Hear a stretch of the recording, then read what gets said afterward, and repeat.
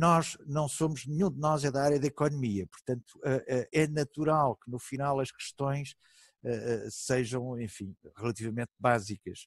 Pronto, é só uma desculpabilização de todos nós pelo facto de não sermos da área da economia. Então vou fazer mute all e agora vou dar o som unmute. Pronto, está tudo caladinho neste momento. E através do chat pode-se fazer, alguém quer interromper, fazer uma pergunta, alguma pergunta que sirva para esclarecer o que eu estou a dizer, não tem problema nenhum, e depois no final teremos todas as perguntas mais completamente fora do que estamos até diretamente a falar. Isto é uma apresentação, fiz uma apresentação muito parecida com esta, aqui há pouco tempo, na Faculdade de Ciências Sociais e Humanas da Universidade Nova, também para pessoas que não eram economistas e, portanto, isto está preparado para não economistas e tenho todo o gosto em falar sobre com não economistas. Aliás, muitas vezes até são mais interessantes as conversas do que com economistas, que às vezes são um bocadinho chatos. Mas eu ia falar um bocadinho sobre a economia da arte, que é assim, e eu no caso da Faculdade de Ciências Sociais e Humanas eu introduzi aqui um ponto zero, que era a governance de projetos culturais, que eu posso falar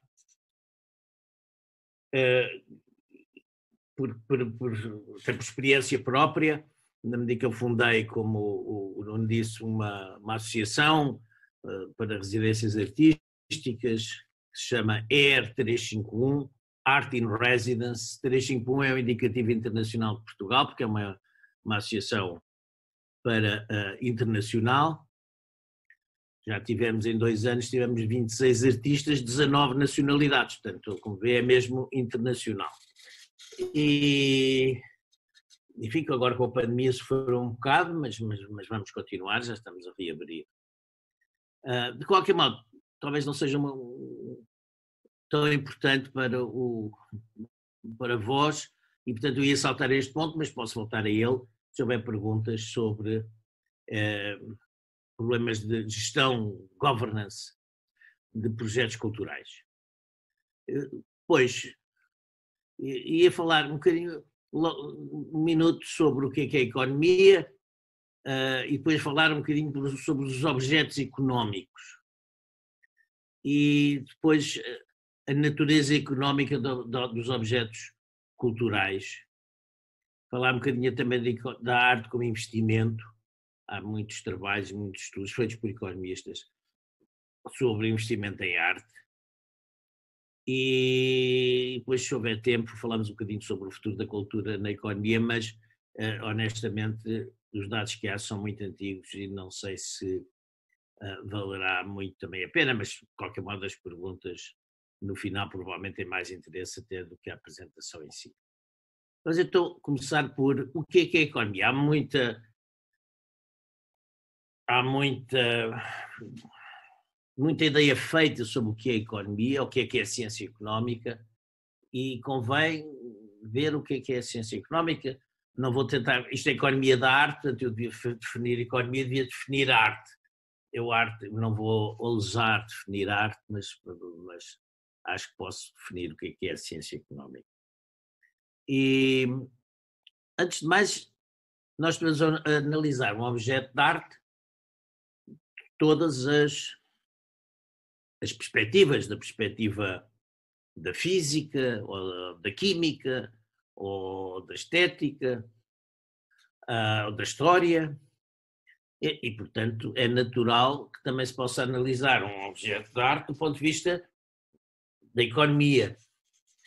No fundo, é somatório destas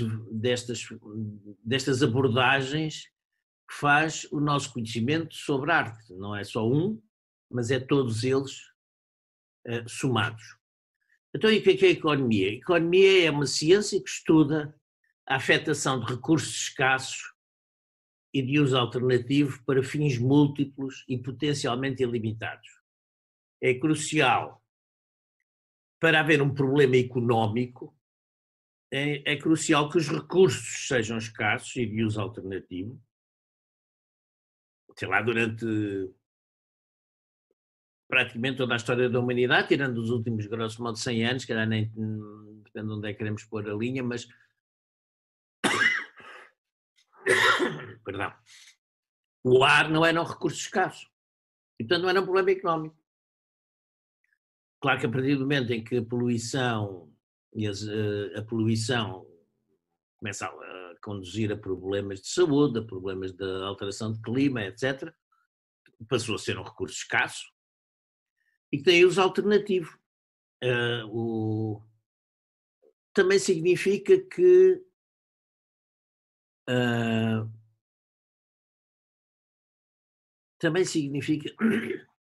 que a economia estuda muitas coisas que não são, para a maioria do comum dos mortais, não são problemas económicos, mas são, de facto. Tal como quando uma pessoa vai ao supermercado e compra maçãs em vez de comprar peras, é um problema económico, foi uma decisão económica, havia ali um problema, compre peras ou compre maçãs. Porquê? Porque temos um recurso que é escasso, que é o nosso dinheiro, posso comprar outras coisas, portanto é de uso alternativo, e nós queremos satisfazer a nossa necessidade e o gosto de comer fruta. E evidentemente que a decisão de escolher as maçãs ou as peras tem a ver com muitas coisas, inclusive com os preços. Pode haver uma promoção e uma pessoa aproveitar a promoção e com isso comprar ou mais fruta ou poupar algum dinheiro para outros fins. E portanto, esta é uma decisão claramente económica e é óbvio que seja, mas também é uma decisão económica. Se uma pessoa, sei lá, hoje à noite, que é sexta-feira, sexta-feira, uma pessoa pode ir ver televisão, pode ir ler um livro, pode ir ao cinema, pode ir jantar fora ou jantar em casa e, portanto, não pode fazer tudo ao mesmo tempo, ou seja, não pode ir ao cinema e ficar em casa a ver televisão. Porquê? Porque o tempo é um recurso escasso. Pode fazer, tem uso alternativo, pode ver televisão ou ir ao cinema. E provavelmente os fins são múltiplos. Uma pessoa que se calhar gostaria de fazer tudo, mas não pode fazer passar férias no Algarve e em Acapulco no mesmo dia, na mesma hora, no mesmo dia, no mesmo mês. Portanto, o recurso é um recurso escasso e de uso alternativo. E uma decisão tão simples quanto ir ao cinema ou ficar em casa a ler um livro é também uma decisão económica, no sentido que estou a utilizar um recurso que é escasso. Embora aparentemente até nem era uma decisão económica. Ora bem, contrariamente ao que a maior parte das pessoas pensa, também, a economia aparece como um ramo da filosofia. A economia, todos os grandes economistas, com exceção de um, no século XIX eram filósofos. A economia considera-se que a ciência económica começou com Adam Smith, estamos a falar de finais da segunda metade do século XVIII, com um livro, Riqueza das Nações. Ora bem, mas o Adam Smith era um filósofo e todas as grandes contribuições durante todo o século XIX para a ciência económica é feita por filósofos, com exceção de um, como eu referi, que é o David Ricardo, que aliás teve contribuições fundamentais que ainda hoje são citadas. Mas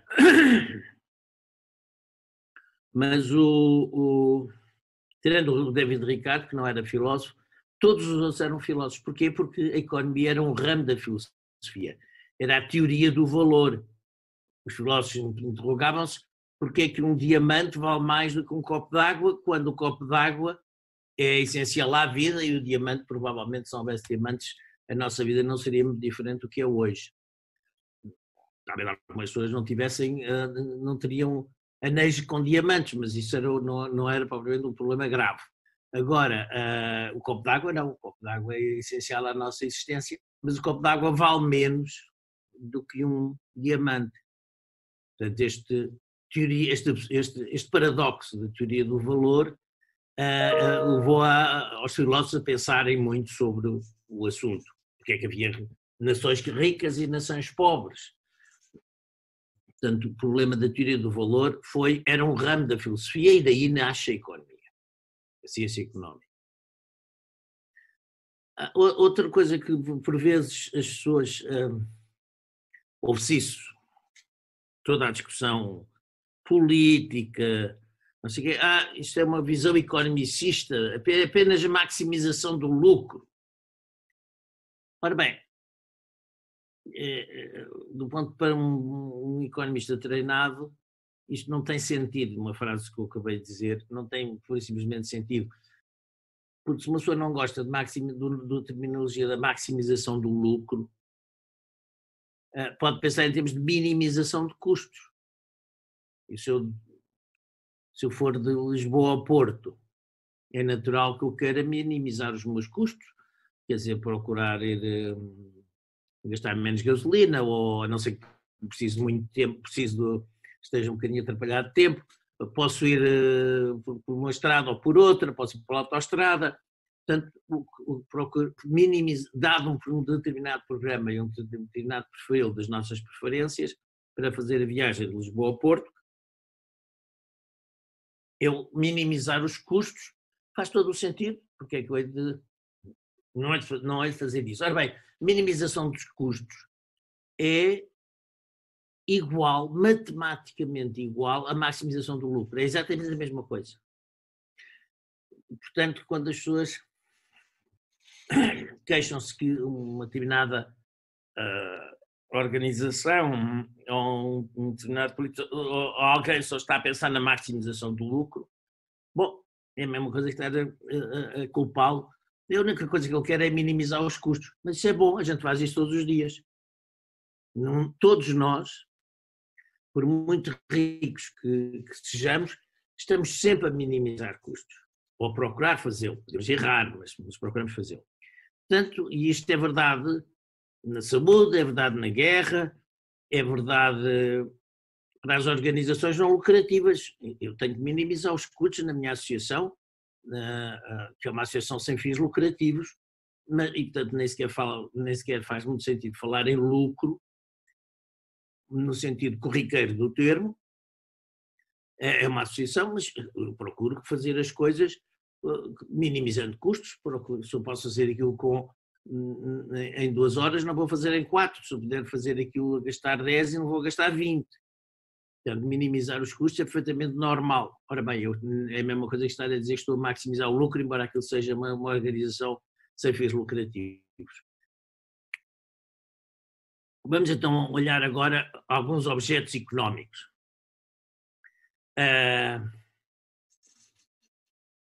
Há várias divisões possíveis dos objetos económicos. Podem ser bens, em português não se pode dizer males, mas em inglês diz goods and bads.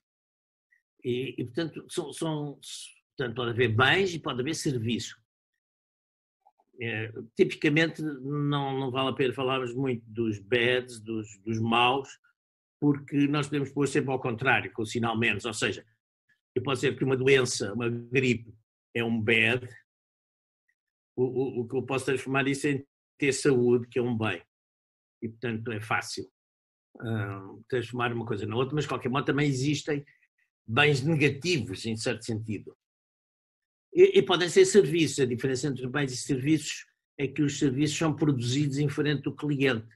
Quer dizer, eu posso pedir a alguém que vá ao supermercado por mim comprar 1 quilo de maçãs, mas não posso pedir a alguém que vá por mim cortar o cabelo. Tem que lá ir. Tem, por exemplo, a produção do serviço corte de cabelo exige a presença do consumidor. Não posso pedir a alguém que vá fazer uma viagem por mim. Fazer turismo por mim, vai à praia por mim. Não, é um serviço e, portanto, eu tenho que estar, se quero usufruir desse serviço, tenho que estar presente. Depois também podemos distinguir entre bens de consumo e bens de capital. Não é não é uma característica, e isto é importante, esta divisão entre bens finais, bens intermédios, bens de consumo, bens de capital, não é uma característica inerente do objeto. Eu, se for comprar à loja parafusos para trazer para casa, é um bem de consumo. Mas se for uma empresa que vai comprar parafusos, não é um bem de consumo, é um bem intermédio, vai com base nisso, vai fazer uma estante, ou vai fazer consertar qualquer coisa, ou produzir qualquer coisa. Portanto, não é algo que seja inerente ao objeto. Se eu comprar um carro, é um bem de consumo, chamado bem de consumo duradouro. Se for uma empresa a comprar um carro, é um bem de capital. Com base nisso, vai produzir outras coisas. Depois podem ser finais e intermédios, como eu, em certo sentido, já estava aqui a dizer, não é característica do objeto, é da forma como nós utilizamos o objeto. Se for eu a comprar, como consumidor, é um bem final. Se for uma empresa que quer produzir outras coisas e compra os parafusos, é um bem intermédio.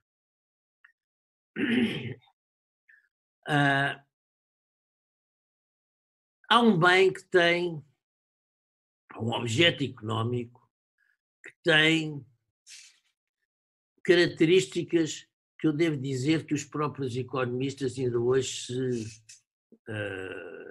no ponto de vista mais conceptual e mais filosófico, se quiserem, se interrogam exatamente o que é a moeda. A moeda é, eu costumo dizer que é uma das 3 grandes invenções da humanidade. Eu julgo que a roda, essa é óbvio, toda a gente concorda que a roda foi uma das grandes invenções da humanidade, não existia na natureza, teve que ser feita, teve que ser inventada. Houve, aliás, muitas civilizações que nunca tiveram a roda e por isso não progrediram. É o zero, que permitiu, sem o zero, o zero não existia, não existe na natureza, mais uma vez, existe o 1, o 2, o 3, o 4, mas o zero não existe. Os romanos não conheciam, não tinham o conceito de zero. Esse conceito de zero vem da Índia e é introduzido na Europa através dos árabes. Portanto, mais tarde, depois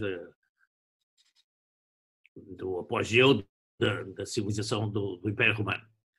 O zero permite o desenvolvimento da matemática. Sem isso não havia matemática que temos hoje e sem essa matemática não tínhamos os hospitais que temos hoje, não tínhamos os carros que temos hoje, não tínhamos a tecnologia que temos hoje, não tínhamos muita coisa, porque exatamente o zero é que permitiu o desenvolvimento da matemática e sem isso não havia computadores, não havia... Olha, podemos estar aqui a falar. E o terceiro, a grande invenção da humanidade, que também mais uma vez não é de um dia para o outro, é um processo lento, que demorou alguns milhares de anos, até chegarmos à moeda que hoje usamos, mas a moeda permitiu várias coisas. Uma delas é uma economia, permitiu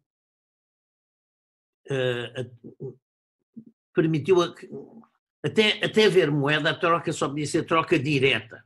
Ou seja, eu tinha um carneiro e queria comprar uma enxada. E, portanto, tinha que arranjar alguém que tivesse uma enxada e que estivesse interessado em comprar um carneiro. Com a moeda, eu não preciso fazer isso. Eu não preciso andar à procura dessa pessoa.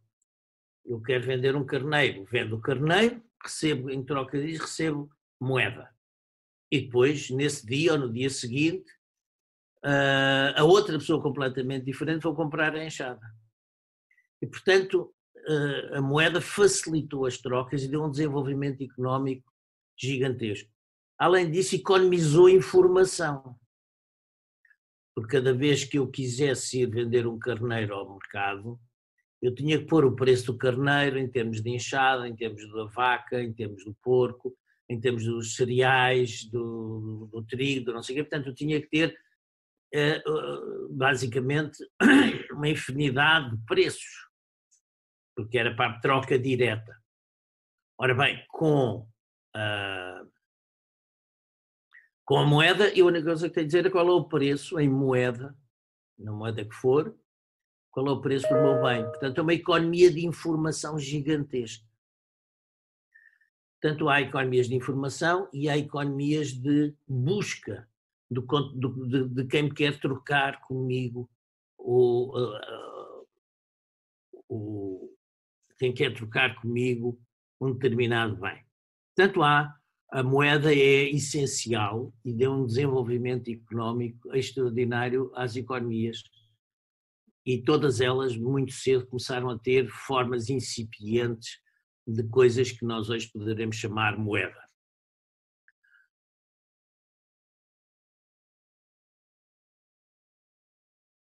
Agora, o problema da moeda é saber quanto é que ela vale. E isso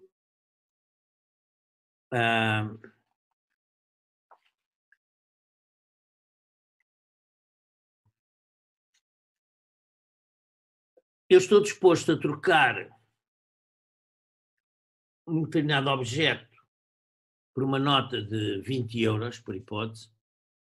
E porquê é que eu troco o meu objeto por um pedaço de papel impresso que diz 20 euros? Bom, eu estou disposto a aceitar esse pedaço de papel, a trocar por um objeto que eu quero vender, porque eu sei que no dia seguinte posso ir ao supermercado e entrego esse papel e essa pessoa está-me disposta a dar uns litros de leite e uns quilos de fruta em troca desses 20 euros. E ela, se a pessoa, o dono do supermercado está disposto a aceitar a nota, porque sabe que com essa nota pode ir comprar, outra pessoa vai aceitar essa nota em troca de bens que ele quer consumir também, ou quer comprar para o supermercado. Portanto,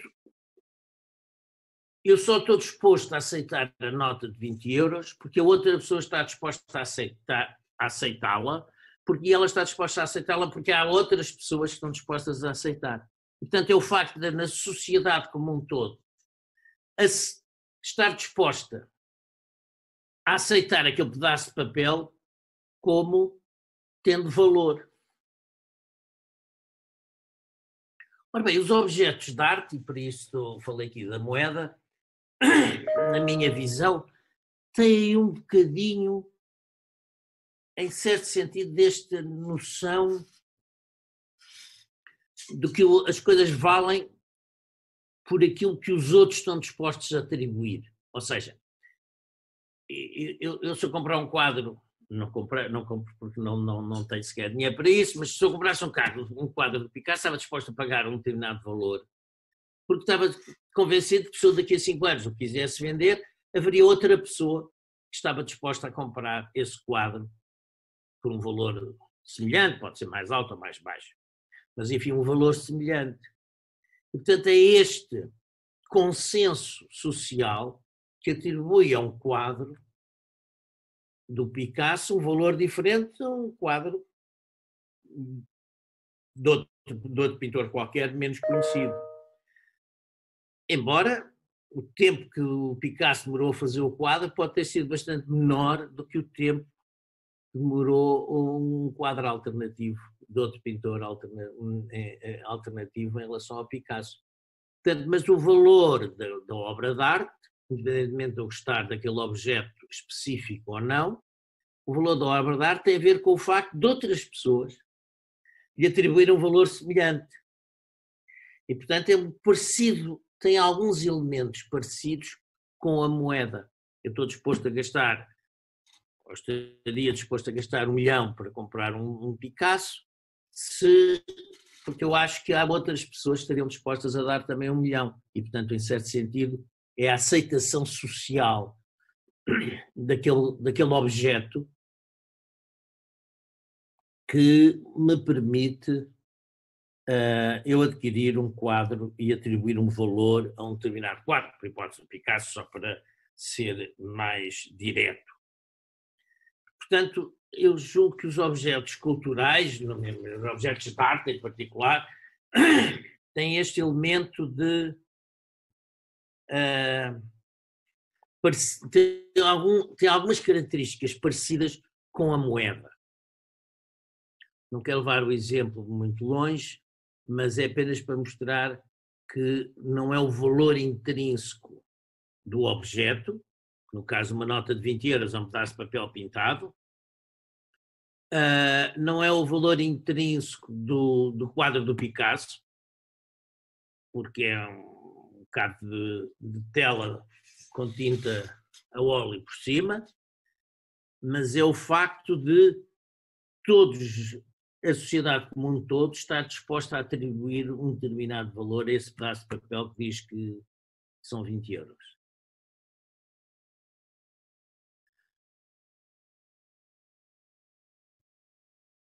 Como eu digo aqui, uma obra de arte vale aquilo que lhe quisermos atribuir, e é um bocado esse consenso que nós temos em relação à moeda e em relação à obra de arte. Nesse sentido, é o consenso social sobre um determinado objeto. Deixa-me só fazer um pequeno parênteses. Nós estamos a 6 minutos do fim da primeira sessão. Ok. Portanto, só vou andar mais depressa.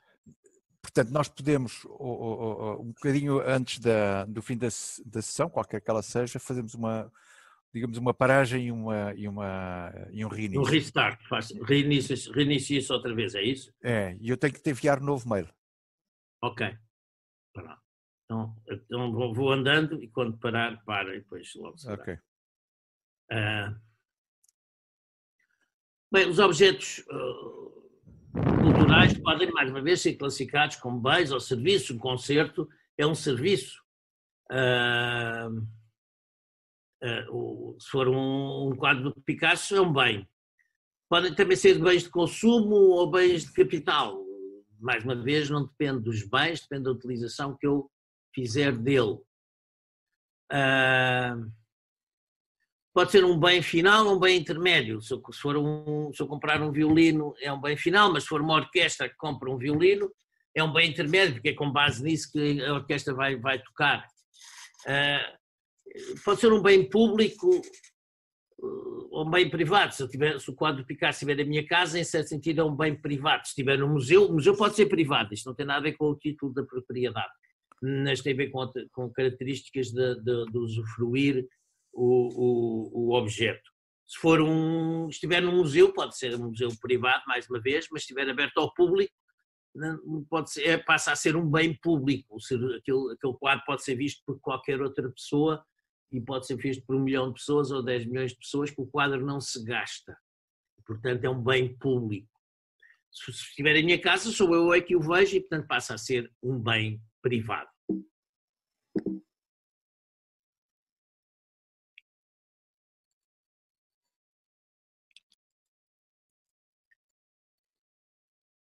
Ora bem, nós podemos falar do peso, no sentido da relevância económica das artes. Não é fácil porque nós não temos uma boa definição de arte ou de cultura, mas, enfim, da mesma maneira que nós podemos falar do peso ou da importância económica da construção civil ou do setor da saúde.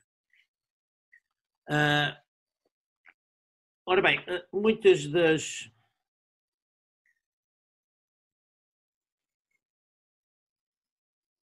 dos objetos de arte têm aquilo que os economistas chamam externalidades positivas. Eu vou dar um exemplo de externalidade negativa para as pessoas perceberem e depois vamos falar de externalidades positivas.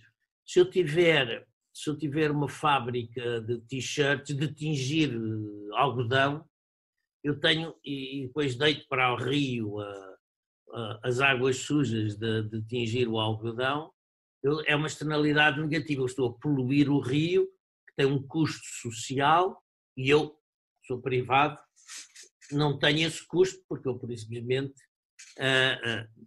portanto, estou a poluir o rio, estou a ter uma externalidade negativa sobre o resto da população. Portanto, a poluição é tipicamente um problema de externalidade negativa. E aquela ideia de que os economistas nunca estudaram problemas de conservação da natureza e não sei, é completamente falso. Quer dizer, a ideia de externalidade negativa ligadas a hipótese à poluição ou a muitas outras é uma coisa que se estuda há, não sei, quando eu cheguei à licenciatura já era uma coisa antiga e eu já sou velho, portanto a ideia de externalidades negativas e de como combater as externalidades negativas, por exemplo a poluição, é uma ideia que tem certamente 100 anos, não para mais e não para menos. Mas os objetos culturais aparecem muitas vezes ligados à ideia de externalidade positiva. Há outros, se tiver um campo de trigo, em vez de ter uma fábrica que polui, bem, há aqui uma externalidade positiva em ter um campo de trigo, é bonito, a gente pode olhar para ele, e, portanto, há uma externalidade positiva. Se eu tiver uma fábrica que faz poluição, tem uma externalidade negativa.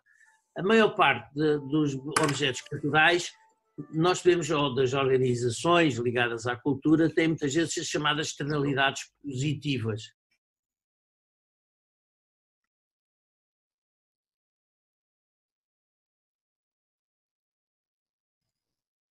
Pronto, penso que já está outra vez. Já está visível, já sim senhor. São as externalidades. Ora bem, os objetos culturais, como eu estava a dizer, são, por oposição a coisas tipo poluição, não têm geralmente externalidades positivas. Nem tudo o que é produzido ou o que é feito tem externalidades ou positivas ou negativas. Uns têm, outros não. E, portanto, quando há externalidades, é necessário uma intervenção do Estado. Tipicamente, quando há externalidades, essas externalidades devem ser, se forem negativas, devem ser penalizadas. Velho princípio do poluidor-pagador. Se estão externalidades positivas, deve ser subsidiado, porque há um ganho para a sociedade que quem está a produzi-las não tem. Portanto, as externalidades são, e estou a falar um economista mais liberal, desde que tenha um mínimo de conhecimento da ciência económica, as externalidades é um dos exemplos que se dá em que o Estado deve fazer intervenção, seja para reduzir as externalidades se elas forem negativas, seja para aumentar as externalidades se elas forem positivas. E, no primeiro caso é o imposto, no segundo caso é um subsídio. Portanto, as atividades culturais e os objetos culturais são tipicamente, muitas vezes, nem sempre, mas têm externalidades positivas e, nesse caso, é razoável haver uma intervenção do Estado e, portanto, eu costumo, quando falo disto, muitas vezes é para futuros pessoas que vão para organizações como museus ou centros culturais, etc. O apoio público justifica-se, mas ter um argumento económico, mostrar quais são os benefícios para a sociedade de uma determinada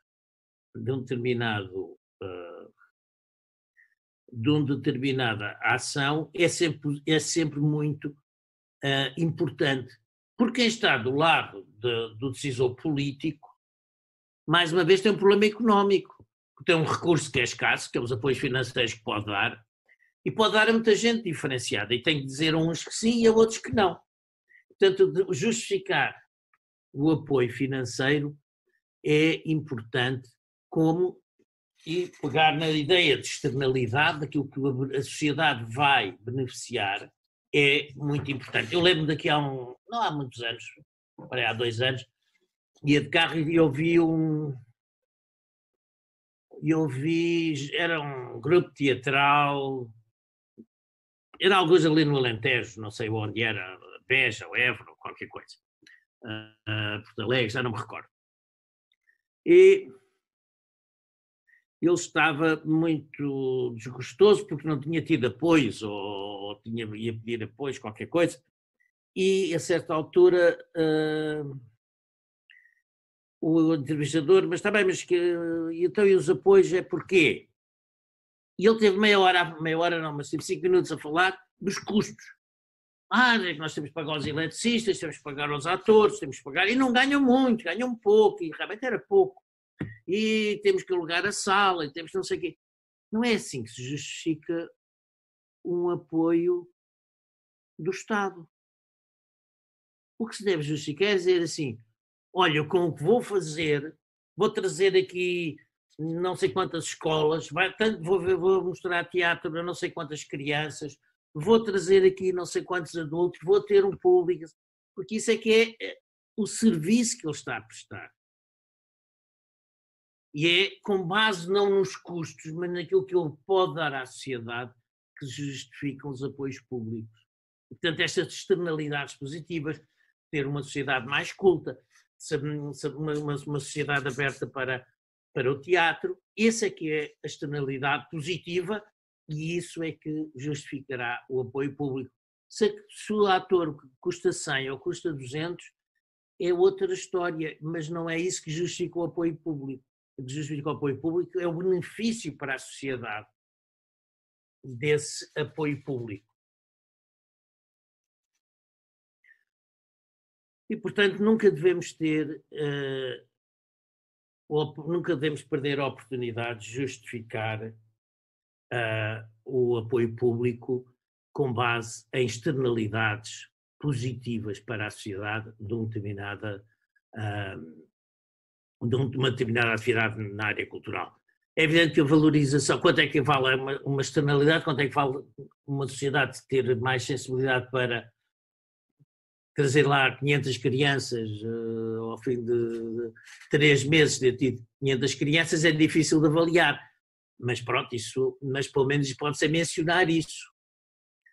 Portanto, porque, como eu estava a dizer há pouco, quem decide esses apoios mecenáticos, quem está na Direção-Geral das Artes, tem recursos que são escassos e são de uso alternativo, tem de escolher.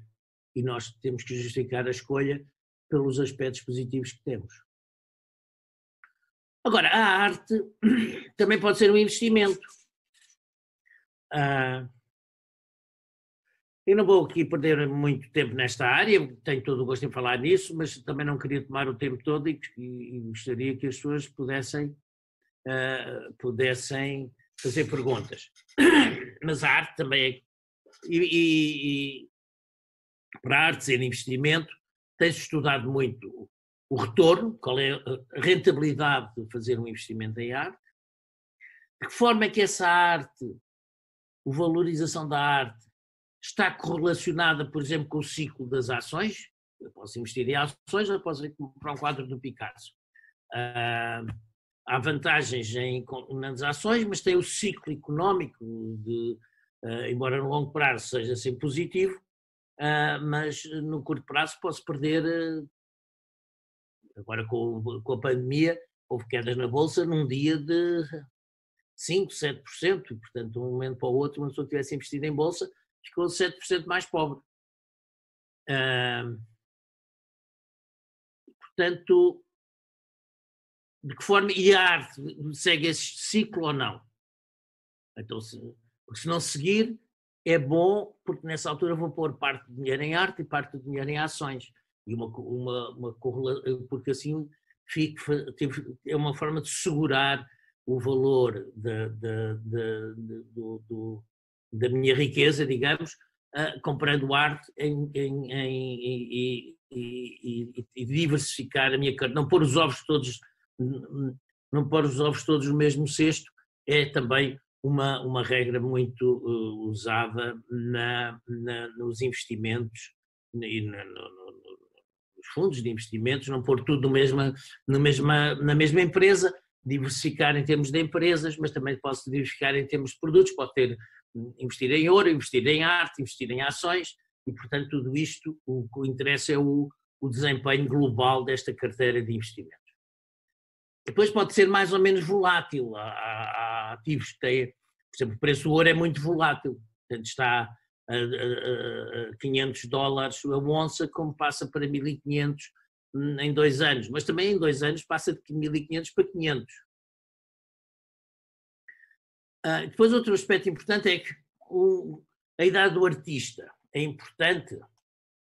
Se o artista já morreu ou é vivo, ou está vivo, as obras estarem assinadas, independentemente de haver um certificado, as obras estarem assinadas é importante para o valor de uma pintura, por exemplo, ou de uma escultura. Se essa escultura, um trabalho da Vieira da Silva vendido em Lisboa tem a mesma cotação do que um trabalho da Vieira da Silva vendido em Paris ou em Nova Iorque, portanto o local em que o leilão é feito importa. Tudo isto são coisas que têm sido estudadas por vários economistas. Aqui tenho alguns exemplos que estão no PowerPoint que foi distribuído e, portanto, não vou estar a falar muito sobre isto, talvez seja um bocadinho mais técnico, mas tenho todo o gosto em fazê-lo. Mas, por exemplo, o Baumol, que é um economista muito conhecido, muito famoso, enfim, já com certa idade neste momento, fez um trabalho em 1986 com preços de leilões desde 1650 até 1960, portanto são dados, e ele chegou à conclusão que o investimento não era grande coisa. Portanto, olha, se vocês gostam de arte, comprem arte, mas olha, como investimento não é grande coisa. Mas depois veio o outro e disse assim, bom, e aí estão os dados, este May and Moses, foi 1875 a 2000, são dados um bocadinho diferentes dos do Baumol, e chegou à conclusão que era melhor que os títulos do Tesouro. Apesar de tudo, não era tão bom como ações, mas era melhor que os títulos do Tesouro. Depois veio a dizer, mas é preciso nós ter em consideração que se eu tiver título do Tesouro, aquilo não arde, porque aquilo são blips no computador, está lá numa central no meu banco, eu nem vejo o papel, os títulos do Tesouro já não são em papel. E, portanto, não tem custos, tem alguns custos de transação, mas são minúsculos. Se eu quiser vender ou comprar, tenho que pagar um pequeno FII ao banco, mas são realmente minúsculos em relação ao valor da coisa. No caso das obras de arte, não, eu tenho que pagar ao leiloeiro ou ao galerista e são custos elevados. Além disso, tem que ter seguro. Tem que ter um seguro, que pode a casa arder ou ser roubado. Mas, por outro lado, também tem ganhos. Eu tenho, em vez de ter um título do Tesouro, não me dá nenhum prazer especial, a não ser talvez no dia em que o venda para ter o dinheiro para gastar. Mas, quer dizer, em si não posso desfrutar de nada.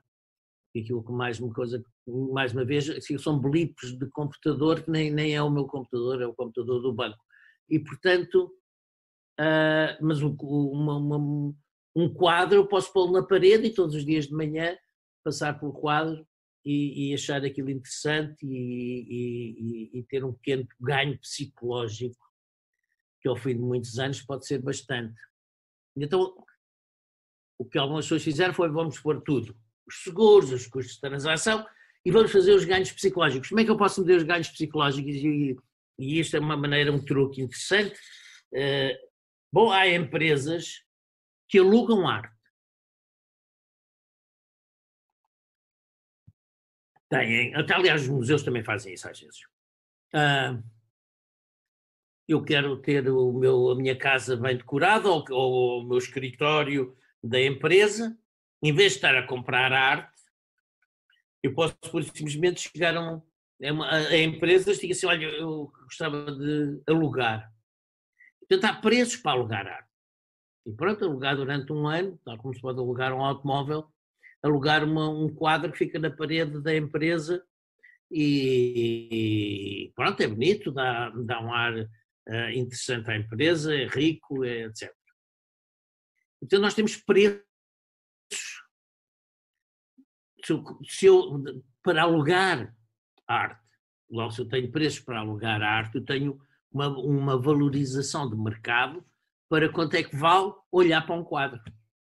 Portanto, eu posso pegar nestes preços de alugar arte e dizer isto são os ganhos, é o equivalente aos ganhos psicológicos. Se ele, em vez de comprar o quadro, tivesse alugado, tinha que, tal como é um pouco a mesma ideia de comprar casa ou alugar casa. Quanto é que é o benefício? Eu compro uma casa, vivo nela, qual é o benefício que eu tenho? Bom, é o que eu deixei de pagar por alugar uma casa, por alugar aquela casa. E posso atribuir uma renda implícita a essa casa, porque existe um mercado de arrendamento, eu sei quanto é que vale a minha casa em termos de renda, e esse é o meu ganho em ter o meu benefício de estar a viver numa casa que é minha. Ora bem, é a mesma coisa com a arte. Então eu fiz estas contas todas e curiosamente dava um retorno fantástico, com fundações para o Canadá, desta a Tuqueran, que tem deu uma taxa de retorno fantástica, exatamente tendo em consideração também os ganhos de não ter que alugar arte para ter uma casa bem decorada, ou bonita, ou agradável. Portanto, há vários estudos sobre isto. Há 2 trabalhos que foram feitos na minha faculdade, 2 teses de mestrado, e já agora também não são dados para Portugal, são dados para os Estados Unidos, mas também se viu que a arte não é muito correlacionada com o ciclo económico. Ou seja, portanto, é mais uma razão para as pessoas investirem em arte, é que enquanto as ações e o preço do ouro têm variações com o ciclo económico, a arte não está tão ligada ao ciclo económico. Portanto, é uma maneira de diversificar o risco, é investir em arte. Houve 2 alunos nossos que fizeram lá na faculdade, um para 71 artistas, desde 94 a 2014, portanto havia dados, e ele esteve a estudar e basicamente chegou à conclusão que era pior do que ter ações, investir em arte era pior do que ter ações, mas era melhor do que ter títulos do Tesouro. E era melhor do que ter ações portuguesas. Ele comparou com o SP 500, que é o índice de Nova Iorque. Portanto, melhor era ter ações em Nova Iorque, depois era ter arte, e era pior, e ter arte era melhor do que ter ações e melhor do que ter títulos do Tesouro.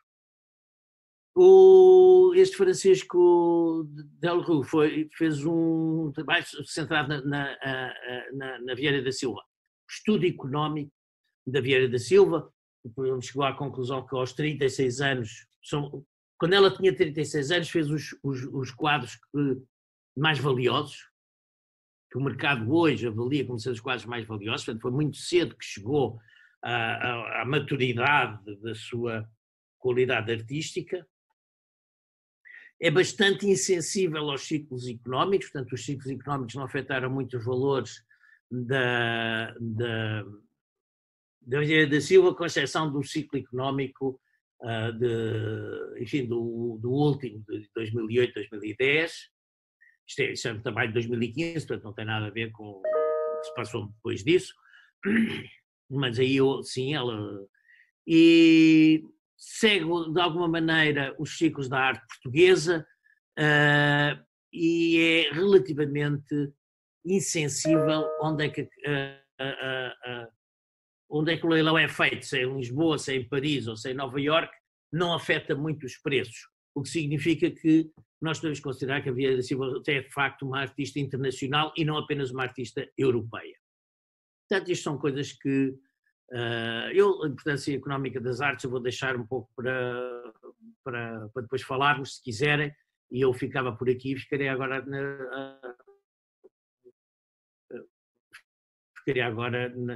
à disposição, se quiserem fazer perguntas.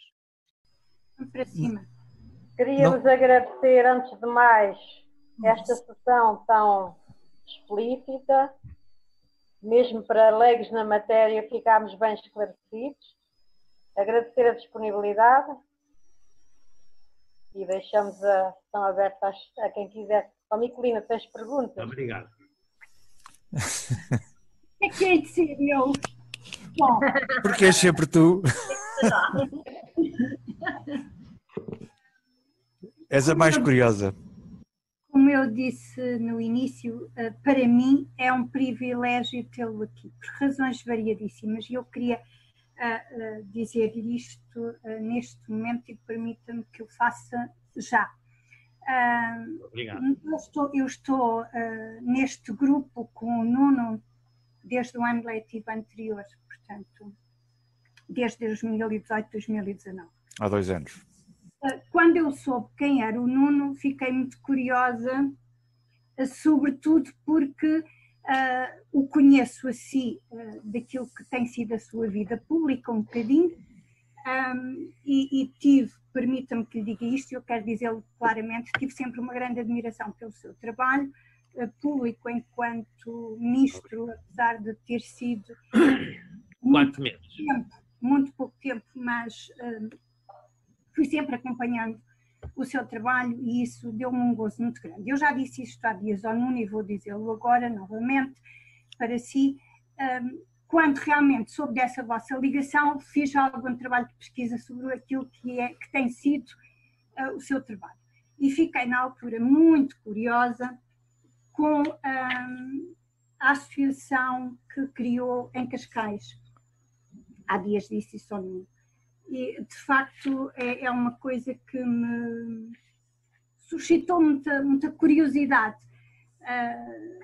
porque não sabia muito bem e continuo sem saber, mas fiquei muito curiosa com esta questão daquela associação e o que eram residências para artistas e, sobretudo, com esta coisa do internacional, do ter esta visão do mundo e de sair um bocadinho daquilo que somos, que é a nossa casinha. Depois há muita coisa, eu confesso que a economia é uma área que me é um bocadinho árida, como há dias também dizia uma colega, é um bocadinho, não, é muito árida para mim, porque eu não sei nada de economia, embora também não saiba muita coisa, mas disse uma ou duas coisas que eu gostava neste momento que, sobretudo esta parte agora final, como é que se definem, ou como é que é possível, o que é que parâmetros se usam para definir o que é que são os ganhos psicológicos, quem é que os define, como é que os define, o que é que pesa para poder chegar aqui a algum conceito, porque isto eu acho que é extremamente complexo, não sei muito bem, achei muito interessante esta questão dos ganhos psicológicos, porque isto é uma coisa tão, presumo, variável e variada, não é? Porque nós somos todos sujeitos diferentes e aquilo que para mim é bonito, para si pode ser horroroso e vice-versa. Portanto, esta questão do ganho psicológico, como é que isto se trabalha? Como é que isto depois, além do trabalhar, como é que mostra ao sujeito? Bom, antes de mais, muito obrigado pelas palavras simpáticas e não acredito tudo o que venha publicado sobre mim, porque eu já vi coisas... Sim, claro! Não faz ideia o número de coisas que já disseram sobre mim, que eu estava no sítio X, quando eu estava a 500 km de distância, e portanto, e que eu disse uma atividade... Eu lembro uma vez um comentador bastante famoso que esteve durante, não sei, 10 minutos a comentar uma frase que citou, minha, dá-se a circunstância, primeiro, que eu nunca tinha dito aquilo, segundo, esteve na televisão, e é uma pessoa famosa, não vou dizer o nome, esteve durante 10 minutos a falar sobre uma frase que eu nunca tinha dito, nunca me tinha sequer pronunciado sobre esse assunto, e quando eu estava a olhar para aquilo, disse assim, não só não disse isto, como não me pronunciei sobre esse problema, e terceiro, até como eu nunca pensei sobre esse problema, até nem sei bem o que é que penso sobre o assunto. Mas, no entanto, deu direito à televisão durante 10 minutos ser comentado. Portanto, não acredito em tudo o que vem escrito, se faz favor. Agora, escrito ou na televisão, tanto faz. Claro. Agora, Antes de mais, pergunta sobre a minha associação, a ER. É, Residências artísticas não tem nada, eles não residem lá, eles trabalham lá, que é uma coisa diferente. Eles vivem, são residências artísticas, portanto, é uma associação que recebe artistas internacionais que estão lá, em princípio, pelo menos 3 meses, mas já temos tido artistas 1 ano, já temos tido artistas que voltaram e outros que desejam voltar, o que é muito agradável e muito reconfortante para nós. E, portanto, eles estão nós damos um espaço para eles trabalharem, e a vantagem não é o espaço em si, porque o espaço podem arranjá-lo em qualquer sítio do mundo, é depois o trabalho que fazemos com eles. E nós não temos artistas, temos tido alguns jovens artistas, mas o nosso foco não é nos jovens artistas, é em artistas já com alguma senioridade. Temos tido artistas, tipicamente o nosso artista tem 40 anos, portanto já é uma pessoa que já fez várias exposições, já tem uma galeria, etc. E o que nós fazemos com eles é acompanhamos. Nós temos uma curadora residente, que é a diretora artística, que é a Luísa Especial, que é uma sujeita fantástica, e que tanto acompanha, tem regularmente discussões, conversas com esses artistas. E isso permite-lhes crescer. Depois, além disso, temos visitas. Nós levamos lá curadores, outros curadores portugueses, curadores internacionais, levamos lá colecionadores. Nós não vendemos arte, mas se o artista fizer um negócio com um colecionador, por nós é ótimo, não cobramos nada por esse serviço, digamos. Faz parte, digamos, da nossa atividade. Vamos lá, diretores de museus, fruto desse contacto, muitas vezes saem exposições, já houve várias exposições, uma no MAT, 2 no Museu de Ciência, ali como é que se chama? Na rua da Escola Politécnica. E estão mais outras programadas e pensadas para outros espaços em Portugal. Já houve uma em Abrantes, já houve outra no Porto. E também vamos visitar artistas portugueses. E, portanto, vamos a visitar. É sempre tudo voluntário, as pessoas só falam com as pessoas que quiserem, se as pessoas não quiserem não falam, se as pessoas quiserem visitar, visitam, portanto é tudo voluntário. Nós oferecemos essa possibilidade de visitar o ateliê de artistas, passam lá uma tarde a conversar, e é uma forma também nessa altura, de internacionalizar os artistas portugueses. Porque aquele artista, que provavelmente nunca fez uma exposição em Badajoz, tem ali 5, 6, 7 artistas internacionais passaram a conhecer o trabalho dele. E, portanto, não se vão esquecer do trabalho desse artista. E, por exemplo, são as tais externalidades que eu falava há pouco. Por exemplo, nós trazemos cá, não tantas vezes quanto a gente gostaria, porque tudo isto custa dinheiro, e nós não temos muito. Nós trazemos cá também curadores internacionais. E, portanto, passam uma manhã ou uma tarde a falar com cada um dos artistas. Se eles quiserem, evidentemente, e geralmente querem, como é evidente. Mas, normalmente, eles tipicamente vêm cá por uma semana, portanto, não ocupam a semana inteira. Portanto, nós vamos a visitar artistas portugueses. Eu lembro de um curador francês que visitou 3 ou 4 artistas portugueses e ficou surpreendido com a qualidade do trabalho dos artistas portugueses. E com base nisso, organizou 2 exposições com artistas portugueses. Foi o Pedro Barateiro e eu já digo o nome do outro, agora de repente... Pedro Barateiro é daqui da zona. É? Não sabia. É. Olha, mas é um artista que eu gosto bastante também. Mas de qualquer modo... Em Vila Velha de Ródão há pouco também. E portanto ele fez uma exposição em Paris, não foi associada para Gulbenkian, não foi da DG Arts, não foi nada disso, foi um curador francês que se interessou pelo trabalho dele e organizou uma exposição em Paris.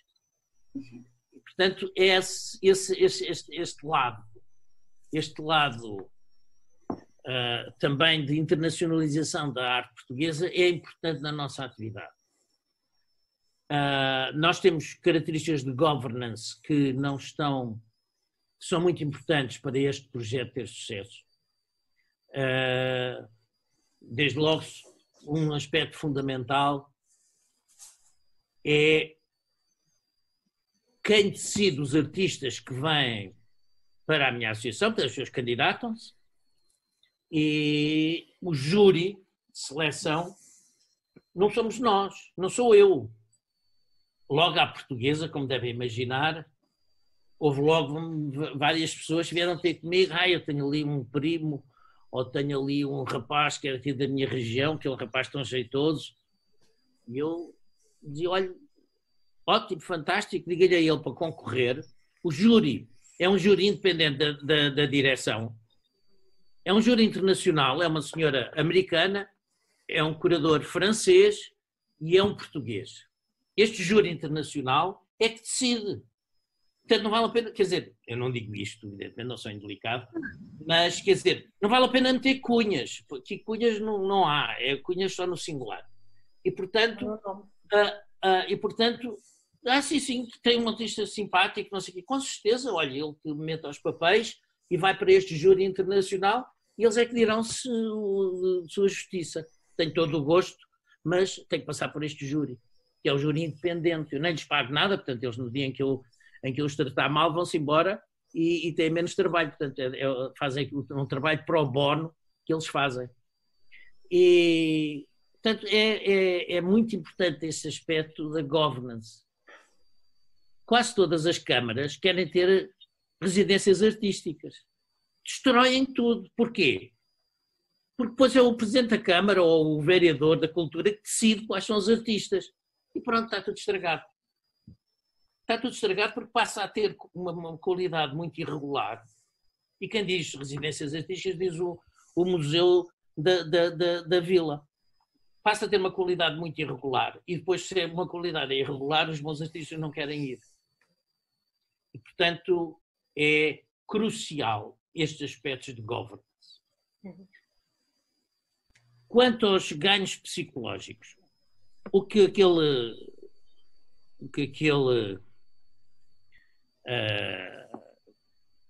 economista fez foi, o problema que ele tem é dizer assim, tá bem, quais são os ganhos psicológicos? Como é que eu valorizo os ganhos psicológicos a diferença entre comprar um quadro de um artista e tê-lo em casa ou, por oposição, a comprar títulos do Tesouro?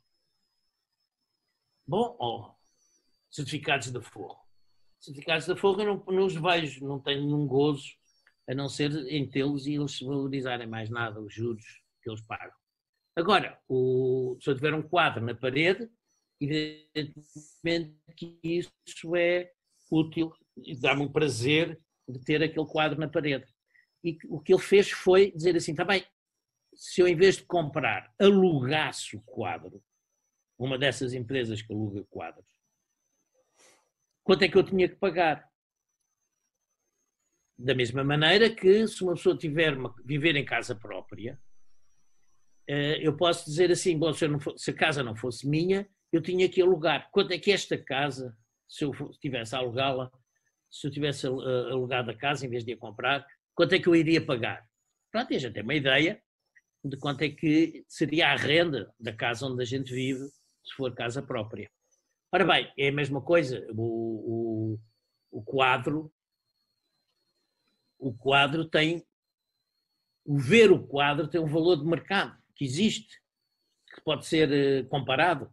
Não é o mesmo quadro, mas é outro.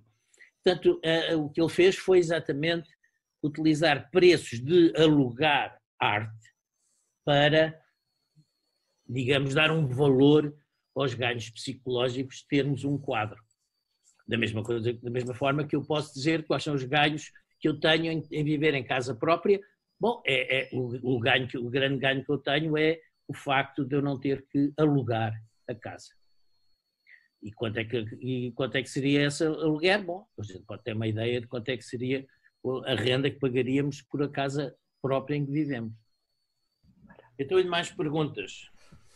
Então, Eu tenho uma questão, Bruno, que para mim enfim, é uma questão que já em tempos pus a um indivíduo que é arqueólogo, que é, nós vemos que há uma relação forte entre as civilizações mais avançadas e digamos, os testemunhos que são deixados em termos artísticos e arquitetónicos. Todas as grandes civilizações deixam vestígios arquitetónicos importantes, e não só arquitetónicos, artísticos também. Há uma curiosidade que eu tenho, que é o desenvolvimento civilizacional é evidente que as coisas vão sendo feitas de causa e efeito, digamos, mas o desenvolvimento faz-se se fizermos um bom investimento em arte e em cultura, ou pelo contrário, é o desenvolvimento civilizacional que depois se reflete no desenvolvimento da arte e da cultura. Não sei se foi claro. Foi. O que é que causa o quê? O que é que causa o quê? Exatamente. O ovo ou a galinha? O problema é esse mesmo, o ovo e a da galinha. O que é que veio primeiro? No fundo veio os dois, não é? Quer dizer, a galinha, para existir, tiveram que pôr ovos, mas para pôr ovos tinha que haver a galinha. Portanto, as duas coisas vão a par.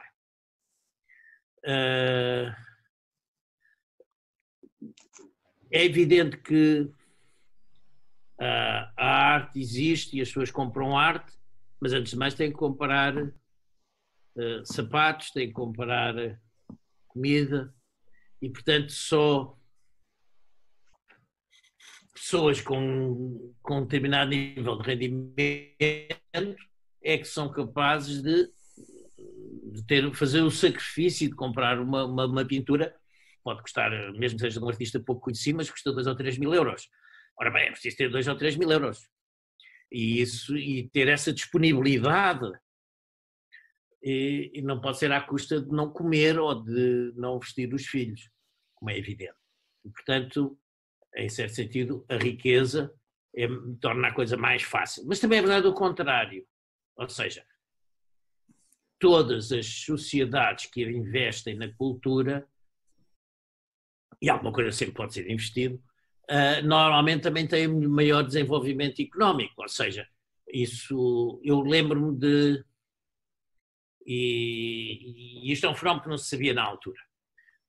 Hoje sabe-se que as primeiras grandes exposições da chamada Escola de Nova Iorque, e bem, com a Segunda Guerra Mundial, Paris, especialmente, que era nessa altura o centro cultural, antes da Segunda Guerra Mundial, centro cultural do mundo, Paris é ocupada e muitos artistas fugiram. Fugiram, foram para onde? Foram para Nova Iorque. E continuaram a trabalhar lá, e desse contacto com os artistas americanos e os artistas refugiados europeus, surge a chamada Escola de Nova Iorque. A Escola de Nova Iorque não era conhecida, até nessa altura não havia internet, não havia, temos que falar nos anos 50, não havia as ligações que hoje, mais fáceis que hoje existem. Além disso, a arte viaja mal pela internet. É bom, a gente pode fazer esta conferência aqui e estamos todos muito confortáveis, mas a arte não é a mesma coisa. Ver um quadro é melhor do que nada, mas ver um quadro num livro ou na internet não é a mesma coisa do que estar a olhar para ele. Portanto, organizaram-se exposições no final dos anos 50, princípios dos anos 60, em Paris, da chamada Escola de Nova Iorque. Foi um grande escândalo, diga-se de passagem, e só muitos anos mais tarde se veio a saber que processos muito indiretos e muito ínvios e muito camuflados, essas exposições foram apoiadas pela CIA.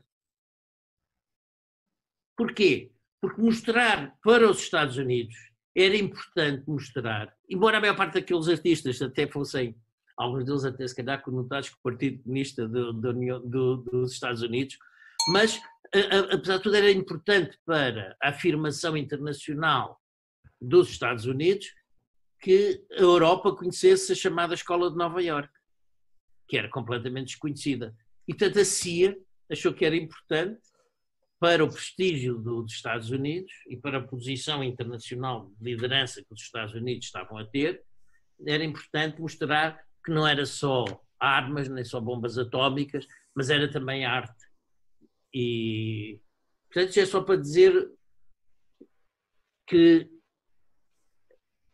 um povo mais educado e, portanto, mais aberto certamente à cultura e às artes, é também um povo mais rico e vice-versa. Um povo mais rico também tem que ser um povo mais educado.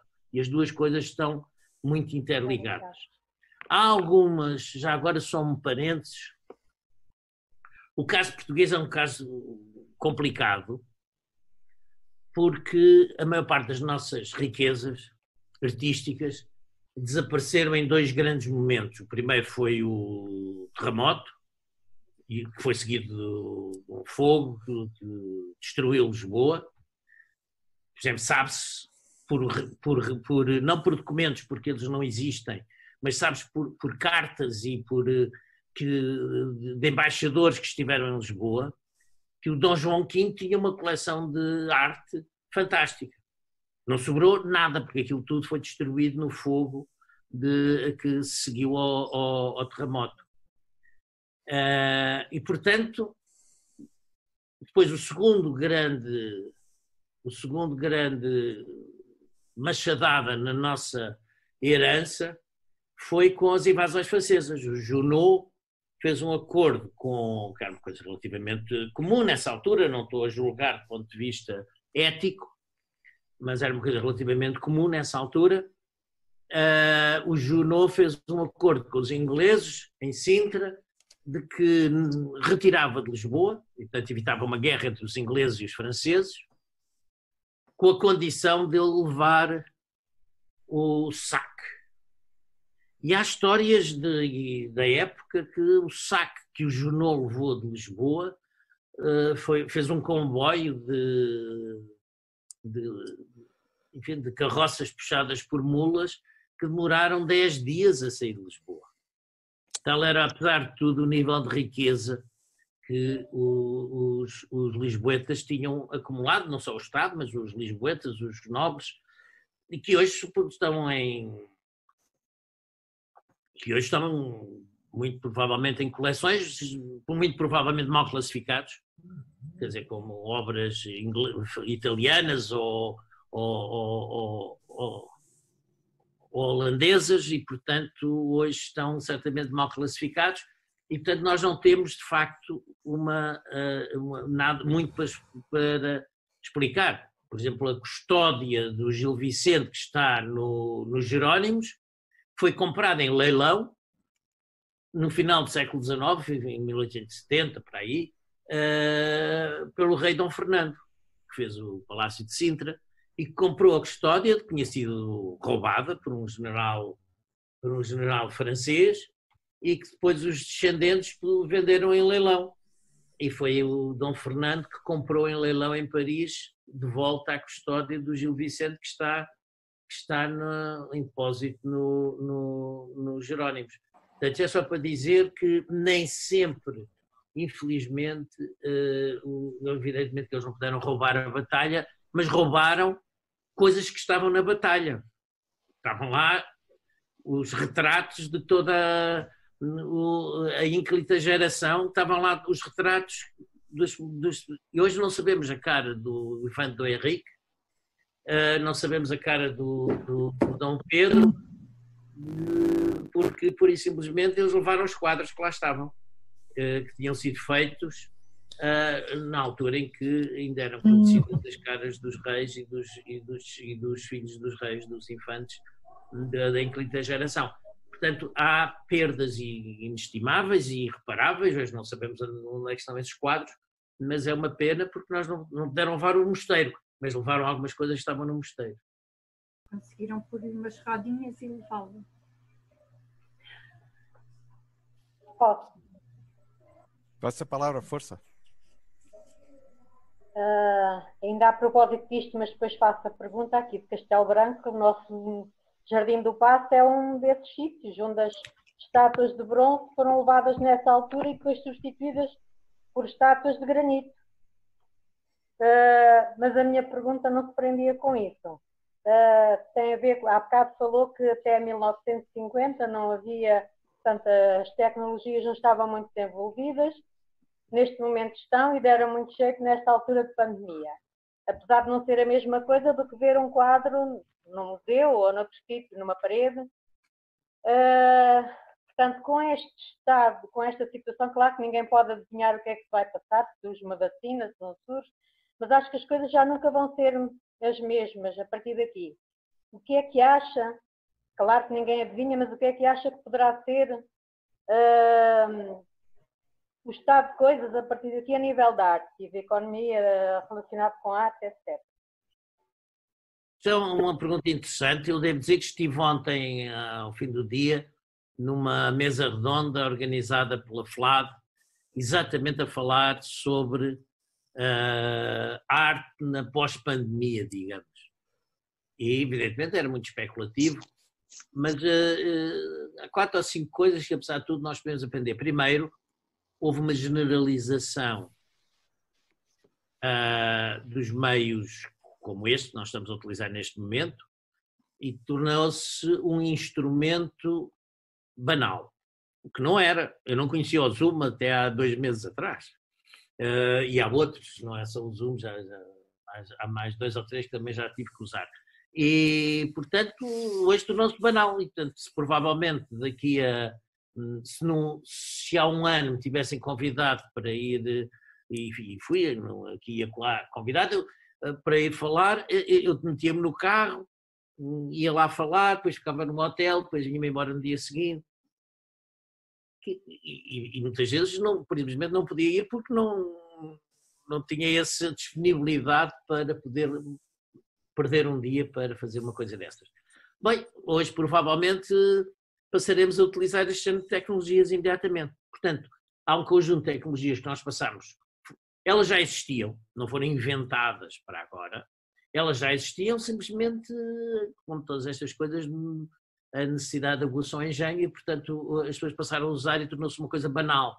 E provavelmente aqui para o futuro, em vez de me meter no carro e de falar a um sítio qualquer, simplesmente utilizamos o Zoom, ficamos todos mais confortáveis e é uma coisa muito parecida, não é exatamente igual, mas é uma coisa muito parecida. Por outro lado, esta generalização das tecnologias de comunicação também mostrou os limites a essa tecnologia, ou seja, é melhor ver um quadro na internet do que nunca o ter visto. E por isso é que nós comprámos, no passado, eu gastei muitos milhares de euros a comprar livros de arte. Porque era a maneira de ver agora, uma coisa impressa ou uma coisa na internet também já são de coisas diferentes. A internet, apesar de tudo, é um bocadinho melhor.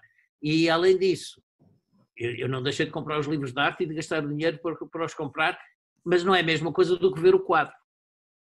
E, portanto, há também limites, quer dizer, ninguém compra a arte sem a ver. Quer dizer, uma pessoa pode vê-la na net, ficar interessada. Aliás, estava lá uma galerista que falou exatamente nisso, que durante a pandemia e o confinamento vendeu, as pessoas tinham mais tempo e maior disponibilidade e, portanto, iam ver, mas depois, para comprar, pediam-lhe para ver a obra. Portanto, iam lá e viam as 2 ou 3 obras e escolhiam uma e compravam. E, portanto, isso aconteceu. Mas quer dizer, este último passo é crucial face ao primeiro. Agora, há outras consequências que eu tenho mais dificuldade em avaliar, até porque não sei o futuro, mas nós temos todos nós vimos que a nossa vida, esta pandemia afetou-nos nos mais pequenos detalhes da nossa vida, a nossa vida familiar, o termos que cozinhar. Eu vivo sozinho, eu não cozinhava, quer dizer, eu ia almoçar e jantar, só fazia o pequeno almoço, almoçava e jantava num restaurante, uma coisa baratuxa que arranjava e tal. Quer dizer, eu pensei até que os restaurantes estavam fechados, portanto não havia, e não me apetecia muito sair de casa, portanto cozinhava. Isso teve várias consequências, uma delas tive que aprender a cozinhar algumas coisas que não sabia, mas tudo bem, agora se calhar não tenho assim tanta necessidade de ir almoçar ao restaurante, até porque apercebi-me que é muito mais barato. Mesmo os restaurantes baratos onde eu ia, apesar de tudo é mais barato cozinhar em casa do que estar a ir ao restaurante. Isso significa... Com outra qualidade. Eventualmente, enfim, não posso garantir essa parte da qualidade da minha cozinha. Mas, portanto, isto afetou a nossa vida pessoal, afetou a nossa vida social. Passámos a falámos muito com amigos, mas não presencialmente. Portanto, afetou a nossa vida social. E também, certamente, vai afetar os artistas e a vida dos artistas, e isso vai se refletir no que eles vão fazer nos próximos anos. E vai-se também refletir na forma como nós organizamos o nosso trabalho. O nosso conceito de tempo alterou-se. Quais são as consequências últimas disso? Não tenho bem a certeza quais são. Não tenho, julgo que é capaz de haver menos feiras de arte, por exemplo. É capaz de haver... Os museus tinham-se transformado uma espécie de Disneylândia para adultos. Quer dizer, os grandes museus, né, não é um museu, é um museu que tem uma exposição, uma mega exposição super cara. E depois há o restaurante onde a pessoa vai almoçar no museu. E depois, além disso, há a loja do franchising dos objetos com os livros e as camisolas e os t-shirts. Quer dizer, aquilo era uma espécie de Disneylândia para adultos. Ora bem, esta maneira, assim, a arte como espetáculo é capaz de ter os seus dias mais contados. Por outro lado, formas artísticas mais ligadas à internet, net art e mais não sei o quê, é capaz de ter ganho lugar, e as pessoas passaram a achar que era tão normal a net art como qualquer outra arte, porque passaram a ter uma familiaridade muito maior com a net e com os objetos digitais do que tínhamos há 4 meses atrás, não é preciso ir muito longe. Portanto, tudo isso vai ter consequências, quais são exatamente as consequências, não tenho bem a certeza, mas eu posso adivinhar algumas. Esta ideia de uma certa parcimónia nos meios, menos espetáculo e coisas mais pensadas. Os artistas mais conhecidos faziam um corrupio e trabalhavam para a próxima exposição a correr, e depois mal acabavam a exposição estavam já a pensar noutra. Portanto, este stress que havia e que parou, porque não havia exposições, levou-os provavelmente a pensar de outra maneira, se calhar fazer menos exposições, mas ter mais tempo a pensar. Trabalhar com meios mais reduzidos. Os museus não vão ter os meios financeiros que tinham há um ano atrás. As galerias vão ser mais parcimoniosas, os próprios artistas vão fazer coisas menos espetaculares, mas se calhar vão fazer coisas mais pensadas. Portanto, há uma certa... ir para processos mais manuais, porque muitas vezes alguns artistas eram verdadeiras fábricas de fazer coisas com assistentes, 5, 6, 7 assistentes a trabalharem para eles. Ora bem, isso tudo teve que parar durante o confinamento e portanto é natural que apareça um desejo de fazer menos espetáculo e fazer mais arte mais conceptual, se quiser. Mas enfim, isso agora já é muito especulativo, o que é que estou já aqui a dizer. Mesmo aquelas residências no estrangeiro, etc., haverá uma projeção muito menor uma abertura muito menor a essas saídas. Pois, a minha associação sofreu com a pandemia, porque é evidente que a partir de fevereiro os artistas que eram supostos vir alguns deles nem tinham maneira de vir porque os voos foram cancelados todos, não é? E, portanto, eu tinha cá nessa altura um artista americano, que foi o último a sair, e ele estava a ver que não conseguia ir para os Estados Unidos. Saiu mesmo no último voo, a 26 ou 27 de março, conseguiu um voo para ir para os Estados Unidos, já estava com o visto a caducar, e ele não se conseguia ir embora. E, portanto, não que ele se importasse pessoalmente muito, mas, apesar de tudo, era uma situação um bocadinho absurda, porque a própria associação estava fechada. Portanto, ele tinha chave e entrava, mas, quer dizer, não, de facto, ele não tinha colegas com quem falar, não tinha ninguém com quem falar, porque estávamos desativados. Nós estamos agora a recuperar, vão agora vir os primeiros, já chegaram os primeiros artistas internacionais, já estão a começar a aparecer. Muitos deles têm que ficar em confinamento 2 semanas, mas, portanto, espero, lá para julho, finais de julho, começar a ter uma atividade, digamos, mais regular. Evidentemente que é uma atividade complicada, porque eu nem sei muito bem quais são as regras que se me aplicam, aquilo não está aberto ao público propriamente, mas tem pessoas que se juntam ali, que estão ali. Portanto, temos de ter as próprias regras de funcionamento, vão ser ligeiramente diferentes. Vamos ter certamente mais portugueses, porque, por isso simplesmente, é mais difícil trazer um polaco ou um australiano ou um chileno para vir fazer uma residência connosco, por várias razões, enfim, que todos nós conhecemos. Portanto, provavelmente teremos mais artistas portugueses e menos artistas internacionais. De que forma é que isto vai ser assim daqui a um ano? Não sei, depende da evolução da pandemia, depende da evolução das regras e do funcionamento da sociedade. E se vai haver vacina ou não vai haver vacina, ninguém sabe. Claro. Muito obrigada. Nós alinhavámos uma série de perguntas com o Nuno numa sessão prévia e os outros também devem querer colocar outras questões. Agradeço imenso. Obrigada. Temos ainda 15 minutos até ao meio-dia. Manel, avança então tu. Então, é assim. Quero primeiro agradecer porque nas minhas referências a economia tinha um espaço pequenino, continua a ter, obviamente, mas foram agitados muitos conceitos que passarão, pelo menos, a preencher uma zona passiva e eu entenderei do que se fala quando se falar neles ou quando ler alguma coisa sobre eles, e que não tinha bem claros. E agradeço por isso. Depois queria fazer-lhe uma pergunta.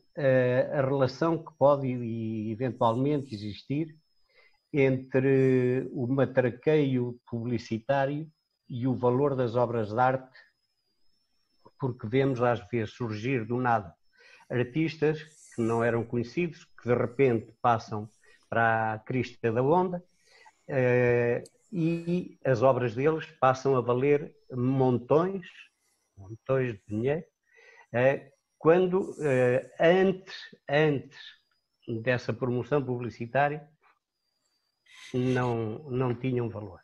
Portanto, a relação entre o matraqueio publicitário, digamos assim, e o valor das obras de arte e, portanto, que de certos epifenómenos que por vezes surgem não só no mundo da arte, mas do desporto, da canção, disto, daquilo e do outro. E, finalmente, queria lhe perguntar uma coisa que nunca compreendi bem, um conceito que nunca entendi bem, que é, que me explique, por favor, o que quer dizer dilutante. Dilutante? Dilutante. Manel, mas nos maias tu não falaste nisso? Claro, em dilutantismo? Claro, sim. Mas a percepção... Alguém que começa um projeto e nunca o acaba? Não é só isso. Não é só isso. Aliás, já havia palavra escrita em contextos com sentidos depreciativos, até pejorativos, e noutros lados não. Ora bem, no fundo, o que me está a falar, a primeira pergunta que me faz é o papel do marketing para os artistas. Tal como se faz marketing para sabonetes ou para um projeto de urbanização ou de outra coisa qualquer, também se faz marketing de artistas. Eu não sei, eu não sou especialista de marketing, mas há uma coisa que eu aprendi com eles, que é, primeiro, o marketing não consegue sustentar um bom produto. O marketing pode... E marketing não quer dizer só publicidade, atenção. Marketing vem de market, é uma abordagem ao mercado. Até publicidade também é parte do marketing, mas não é o marketing, não é a publicidade. Publicidade é apenas uma parte do marketing. Posso dar exemplos. Mas, quer dizer, o marketing não consegue fazer um produto ser... Se o produto não for bom, o marketing não se aguenta. Pode ter um fenómeno de toda a gente comprar, e todos nós já temos visto coisas dessas, e de repente muita publicidade, e as pessoas vão comprar, mas se o produto não é bom, ao fim de pouco tempo, o produto desaparece. Portanto, agora, há produtos bons porque fizeram mau marketing que desaparecem. E, portanto, não é o marketing que não faz os produtos, mas a falta de marketing pode fazer desaparecer produtos que até eram bons. Quer dizer, o vídeo que nós tipicamente usámos aqui há 30 anos atrás, o VHS, não era o melhor produto. O melhor produto era um outro, que agora já me faltou já o nome. Era o Beta. O Beta. Ora bem, foi uma abordagem ao mercado por parte do Beta que levou a que o Beta desaparecesse. A Apple, que é hoje provavelmente a empresa mais valiosa, uma das 3 empresas mais... teve para desaparecer. Aliás, esteve praticamente na bancarrota. Porquê? Porque os primeiros produtos que lançou, o Macintosh, e estou à vontade para falar porque eu comprei eu fiz a minha tese de doutoramento no Macintosh, escrevia. Em 1984 comprei o meu primeiro Macintosh e desde para a frente não deixei de ter, só tenho Macs. Só tenho produtos Apple. Seja o telefone, seja este computador que estou a utilizar. Agora, ela foi à falência porquê? Porque quando apareceu os IBM compatíveis, eles abriram o mercado. E não abriram o mercado, a Apple não abriu o seu mercado. E como não abriu o seu mercado, não se tornou o standard do que foi o standard, ainda hoje, em certo sentido, o standard não é um Mac. Hoje há compatibilidades e, portanto, é mais fácil. Mas, de qualquer modo, durante muito tempo não podiam falar. Portanto, foi uma má abordagem ao mercado que levando a Apple à falência. Ou melhor, levou à falência, mas depois conseguiu safar-se. Portanto, há produtos com mau marketing, má abordagem ao mercado, que não é só publicidade, mais uma vez eu insisto. Já agora, voltando ao mercado da arte, eu que há uns tempos comprei numa alfarrabista, uma coisa baratuxa, aliás, uma série de revistas francesas. Era uma coleção de revistas francesas de arte e cultura dos finais do século XIX. Comprei aquilo, custou 10 euros ou 20 euros, já não sei, mas pronto, era um período de uns 7 ou 8 anos, estavam lá as revistas devidamente encadernadas, com 100 e tal anos, e eu achei graça. Trouxe para casa. Devo dizer que não estive a ler, não me apeteceu, mas estive a folhear. Estavam lá grandes exposições, e isto e aquilo, e grandes críticas e coisas muito laudatórias. Acreditem que não estava lá um único artista que eu conhecesse. Um único. Quer dizer, eu conheço um bocadinho de arte e um bocadinho de história da arte e certamente desse período e mais não sei o quê. Um único. Todos os artistas que lá estavam, com grandes críticas e com exposições que não pode deixar de ver, olha, não conhecia nenhum. Desapareceu tudo. não ficaram na história. Apesar deste broá, e que certamente houve muita gente que comprou com base naquilo que foi escrito nessas revistas. Portanto, não é o tempo. É evidente também houve artistas que não apareceram, por uma razão ou por outra. No caso do Amadeu Sousa Cardoso, o Amadeu Sousa Cardoso é conhecido em Portugal, mas praticamente ninguém o conhece, a não ser algum. Houve uma grande exposição em Paris, agora recentemente, e as pessoas ficaram muito surpreendidas com ele.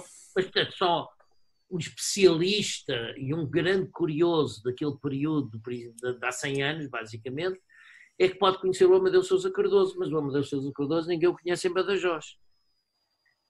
Porquê? Porque ele morreu muito cedo e, portanto, a projeção internacional que ele muito provavelmente teria, e teve muitos amigos dele, companhões de ruta, ele teria, já não sei se foi o Modigliani, foi um outro, não sei se foi o Modigliani, foi outro artista, aparece muitas vezes na história dele, porque a primeira exposição, não sei se foi o Modigliani, julgo que sim, mas não tenho a certeza, só foi outro, mas do mesmo gabarito.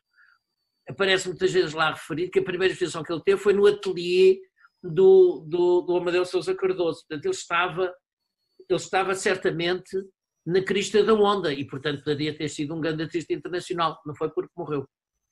Sobre o diletante, eu não tenho nenhuma contribuição para além de uma utilização da palavra diletante que é uma utilização que se faz hoje, que muitas vezes até tem um certo sentido pejorativo. É um tipo que saltita de assunto em assunto, mas que não toma as coisas a sério. Mas eu não tenho nenhuma contribuição própria sobre o conceito de diletante, que provavelmente muitas vezes as palavras evoluem ao longo do tempo. Por exemplo, negócio, hoje tem assim um certo sentido pejorativo. Isso é um negócio. Ora bem, negócio quer dizer não ócio. E, portanto, começa por ser uma coisa, o negociante é uma pessoa que é muito trabalhadora. Aqui a gente diz, esse gajo é um negociante, quando a gente diz isto, não está a dizer num sentido pejorativo. Portanto, as palavras evoluem ao longo do tempo, e às vezes até para o sentido contrário, toda a gente diz, eu não digo, mas toda a gente diz, despolutou um problema. Ora bem, despolutar era exatamente o contrário do que as pessoas deviam dizer, era espoletou, pôs a espoleta, tornou explosivo. Uma determinada granada, quando se tira a espoleta, ela fica inerte. E, portanto, é espoletou o problema, não é despoletou. Mas, enfim, às vezes as palavras evoluem até para o seu sentido oposto, como é este que eu estou agora aqui a citar, e tanto diletante também provavelmente teria no seu sentido etimológico, queria dizer uma coisa bem diferente. Eu tive um episódio idêntico desse das revistas do século XIX com o Alberto Carneiro, quando o Alberto Carneiro pegou numa série de revistas da década de 50 e fez exatamente isso, mostrou várias capas com grandes parangonas de artistas que ele diria, alguma vez ouviu falar de A ou de B ou de C, e realmente eram nomes completamente desconhecidos. Um minuto. Temos um minuto e depois o meu Temos irmão um também É precisa mesmo de ir. Modigliani, sim. É Modigliani que inaugura uma exposição no ateliê do pintor português. Olha, pronto, não nem falhei. Está esclarecido. É isso mesmo. Bom, Em 1911, assim de março. estamos a segundos do fim da sessão. Nuno, mas tínhamos perguntas tão interessantes, podíamos colocar por escrito e depois fazer um apanhado curto. Pode ser. Mas diga-me lá mais uma pergunta que ainda tenho. Estamos a 30 segundos. Minutos, vá. Estamos a 30 segundos, só se sairmos e voltarmos a entrar. Mas está a Manela, estão os outros todos também. Estão os outros colegas para fazer as perguntas também. Então eu vou fazer o fim e vou reabrir. Olha, Nuno, eu vou ter que sair. Ok. Olha, Eu só vou agradecer pela excelente comunicação, pela riqueza da comunicação e pelo privilégio que eu tive de estar aqui, está bem? Muito obrigado, mano. Muito obrigado, Muito obrigado. Muito obrigado pela exposição. Manuela, avança. Posso fazer? Antes de mais, agradecer a sua disponibilidade, porque acho que aprendemos todos muito. E a pergunta que eu queria fazer, para ser rápida, é a seguinte. Sempre me questionei bastante porque é que os bancos investem tanto em arte. Continuam a fazê-lo. Queria ouvir a sua opinião. Bom, infelizmente eu acho que os bancos investem pouco em arte. Não, aliás, em Portugal, basicamente, investir mesmo em arte, investir em arte, é basicamente a Caixa Geral de Depósitos, não estou a lembrar-me. O BPI. Ok? O BPI. Também tem uma coleção de arte que costuma fazer exposições em museus. Sim, mas... Vocês deem-me só um segundo. Quer dizer, mas estamos olhando também o Millennium também tem, mas quer dizer, as grandes exposições, a grande coleção é a coleção de arte da Caixa Geral de Depósitos. Ora bem, todas não, mas infelizmente não são todas, mas é vulgar a ver as grandes empresas terem, digamos, aquilo que ter algum apoio social, algum serviço, algum compromisso com a sociedade. E há empresas que apoiam apenas uma coisa, mas apoiam muito, outras que procuram diversificar.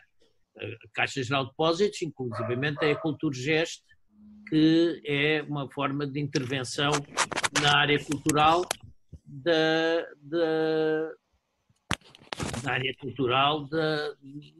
Caixa Geral de Depósitos. E, portanto, é uma forma de responsabilidade social. Tenho alguma pena porque eu vou ali pôr os meus cães, peço desculpa. As empresas internacionais tipicamente não têm quase nenhuma responsabilidade social para onde estão. Portanto, é bom incentivarmos e louvarmos o facto de, sejam bancos, sejam outras grandes empresas, tenham uma presença de responsabilidade social, que pode ser em outras áreas que não seja a arte, mas ter essa responsabilidade social. Obrigada. Não acha que aliás, a minha associação não poderia existir se não fosse essa responsabilidade social. Eu devo dizer que comecei a associação sem um tostão do Estado e sem um tostão da Gulbenkian. Hoje a Gulbenkian apoia-nos e já nos tem apoiado de uma forma muito clara. Mas a associação começou e até hoje não recebeu um tostão do Estado. Enfim, a Câmara de Cascais, sim, deu-nos um apoio absolutamente crucial, que foi o espaço que nos foi cedido pela Câmara, mas do Estado, da Direção-Geral das Artes, zero. Não acha que o facto do ouro ser menos volátil poderia ser uma das motivações para os bancos investirem em arte também? Não, eu tendo a não julgar muito as pessoas pelas suas motivações profundas, ou seja, cada um tem as motivações que tem e quer saber os resultados. É bom, é de louvar. Se a motivação das pessoas terem uma coleção de arte, é pentear o ego e mostrar aos amigos quão cultos são, ou se é porque gostam intrinsecamente de arte e gostam de estar rodeados de bons quadros, eu não sei distinguir uns dos outros. Provavelmente as duas coisas são verdade. Toda a gente tem uma coleção de arte, tem uma pequena coleção. Eu gosto de mostrar aos meus amigos e fico satisfeito quando se eles elogiam a minha coleção de arte e os artistas que cá estão representados. Agora, eu próprio não sei, é o meu ego ou é porque eu gosto de arte? Bom, eu estou ligado às artes desde os 20 e poucos anos, portanto, posso reclamar para mim algum interesse mais do que o simples ego, mas de facto não sei dizer, é tudo, é verdade. Portanto, eu não sei muito bem qual é a motivação última. Quando a motivação e investimento puro, duro, normalmente são os fundos. Há fundos, tal como há fundos de obrigações ou fundos de ações, e há fundos que só investem em arte. Mas esses fundos não promovem exposições, não promovem nada, e compram quadros e depois vendem-nos mais tarde para ganhar dinheiro. E quer dizer, aí é pura e simplesmente a única motivação é um investimento, é como comprar ouro ou comprar ações ou outra coisa qualquer, e há pessoas que, não por razões altruístas, mas pura e simplesmente, e têm toda a razão, gosta de ter o nosso dinheiro com remuneração, quando temos as nossas poupanças, e portanto, hoje em dia, enfim, os depósitos a prazo não zero, e portanto é natural que as pessoas procurem formas de investimento que lhes possam dar algum retorno, seja comprar terra, ou comprar casas, ou comprar ouro, ou comprar ações, ou fundos, disto ou daquilo. Portanto, isso é uma atividade legítima, normal, e é bom para os artistas, quer dizer, eu se fosse artista gostaria muito que um fundo de investimento em arte comprasse quadros meus, porque significa que a expectativa deles é que eles se vão valorizar. Eu faço aqui um ponto de ordem só pelo seguinte. Eu tenho que ir andando. É isso mesmo. É. Muito obrigado. Tenho uma reunião. Obrigada. Muito obrigada. Obrigado eu pelo convite. Pedimos desculpa de atrasar a saída. Não atrasa, ainda vou correr. Não corra muito, é melhor ir devagar. Devagar se vai ao longe. Muito obrigado. Muito obrigada. Bom fim de semana. Obrigada. Obrigada. Adeus. Um abraço, até dia destes.